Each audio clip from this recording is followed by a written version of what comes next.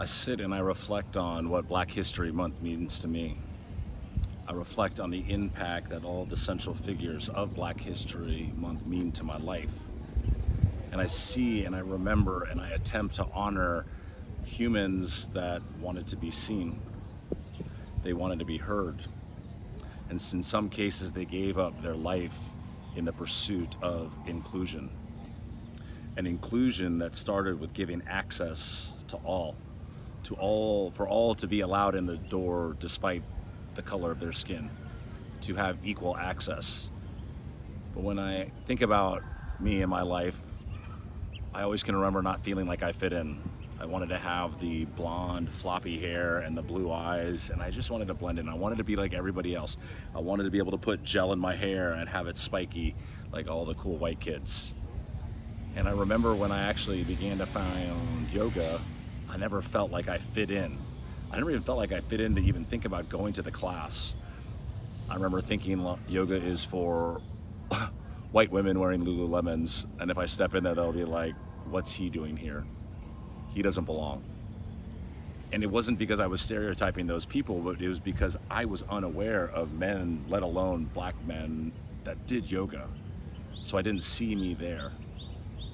But maybe I think back to why didn't I feel like I fit in? What was causing that in that moment? Do I take it a generation behind me to think that my parents' love was not included in what her family's look and thought of love was because my dad was black? Do we look at this sense of inclusion and think that, oh, my parents' love when they were born was not included in what was legal in this country, for it wasn't until the 50s that a black man and a white woman could be married? So is there something instilled in me to not feel included? I don't know, but I do know that I decided to make the commitment to myself that one time and say, let's go get flexible. Let's go do yoga. And I wanted to hide. I wanted nobody to see me, for I was awkward and I didn't feel that I fit in. I didn't feel like I fit in because I didn't see anybody else that even kind of looked like me or had anything in common with me around. But I still went, I did this practice. I found out that it was a whole lot more than just stretching, and I began to fall in love with it. And to fall in love with it to the point in which I'm in love with it and how it impacts me so much that I want to share this love and this feeling that I have with other people in this thing that we call teaching yoga. And man, I taught my ass off, and I love teaching, and I taught all over London for 15, 25 plus classes a week. But then it was time to continue on. It was time to come back to Bali. It was time to try to find this thing, this teaching of yoga, and share this with the world. And man, it was so hard. It felt like there was no door that was open for me. And in a moment, in sitting in this class with 85 people and maybe 80 women or so and 5 guys, I just looked at them like, nobody looks like me. Who am I kidding to think that I could be a yoga teacher? This isn't for me. This isn't for people that look like me. This isn't for people that sound like me. And I'm super grateful at that point to have a partner at the time, Savvy, who said, no, the yoga world needs more different. They need more you. But I didn't see me, but I decided to keep doing it anyway. And year after year, there has always been this challenge of thinking, can this happen? Can I be a yoga teacher? Can I break the mold that I believe exists of what a yoga teacher is supposed to sound like and what it's supposed to look like?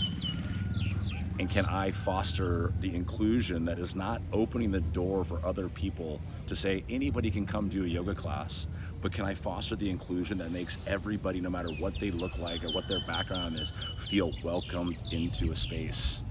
A challenge that I once had with a studio is I didn't feel like I fit in. I said, I know I'm not your Lululemon wearing, or they had this XO Active from Bali brand, and I'm like, I know that I don't fit in with the way that you have your studio set up. And they were like, how dare you say that? And to take offense of me not feeling like I fit in, and now somehow I was misguided. And I just looked to think about the word inclusion. In a divided world that we live in, can we foster inclusion, not by opening the door, but by allowing everybody to be seen and to be heard? for when I look back at the monumental figures over time that we celebrate and honor here in Black History Month. I think that the work that was done to give access needs to be continued to follow up until we have a global sense of inclusion. A sense of inclusion where any human being can be on the mat no matter what ethnicity they are, no matter what physical size they are, and feel included in the beautiful thing that is this practice of finding a connection to ourselves so we can better connect to everything else. Thank you so much for listening. My name's Chris Walker. I'm a yoga teacher, and I'm so happy to fucking be different. And I hope to create inclusion wherever I go.